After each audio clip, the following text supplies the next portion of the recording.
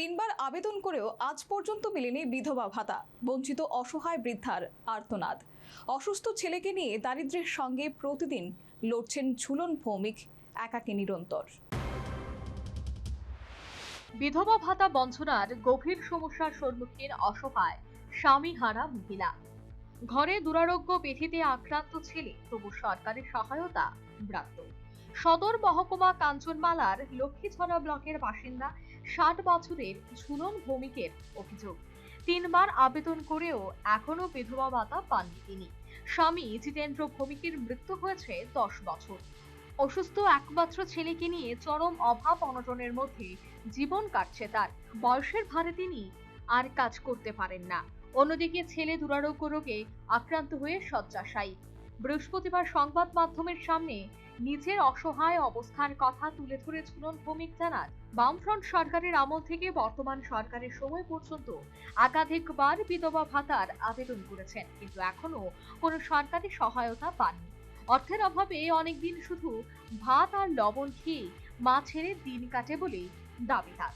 বিধবা ভাতা পেলে অন্তত সংসারের নিত্য প্রয়োজনীয় খরচ এবং ওষুধের ব্যয় কিছুটা সামাল দেওয়া সম্ভব হতো বলেও জানান তিনি।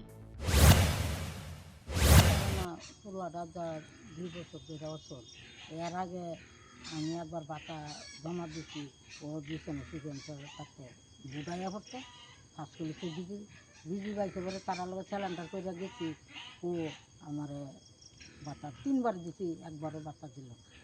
আচ্ছা, কার ভাতা? আপনার? আমার। আপনার স্বামী তো নাই? না। কত বছর আগে মারা গেছে? মারা গেছে গেছে তো 9-10 বছর। কি নাম আছিল পেনের? জিতেন্দ্র ভৌমিক। এখন মানে আপনার পরিবারে কেটা কেটা আছে? ওর নামটা মাহফুজ, 2 জন। আপনার ছেলে তো অসুস্থ। হ্যাঁ। আপনার সংসার এখন কিভাবে চলে? কিভাবে চলে ওই অন্তরে দিলা চাল জোগাড় করতে হলে যার সঙ্গে চালটা আনি এই বাদ যাও কিন্তু টুকটাক করিয়ে খাই, নাইলে কষ্ট করে খেতাছি। একসময় লবণ তো খাওয়ান লাগে, একসময় মজবে নিয়ে খাওয়ান লাগে। আচ্ছা, আপনার নাম কি? ঝুলন।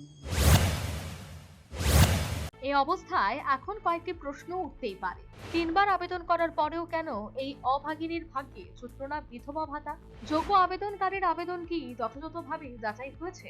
অসহায় এই বৃদ্ধার পাশে দাঁড়িয়ে প্রশাসন কবে মানবিক উদ্যোগ নেবে? এদিন ঝুলন ভৌমিকে রাজ্য সরকার এবং সংশ্লিষ্ট দপ্তরের কাছে মানবিক দৃষ্টিভঙ্গিতে তার আবেদন বিবেচনা করে দ্রুত বিধবা ভাতা মঞ্জুর করার আর্জি জানালেন। Bureau report, news vanguard.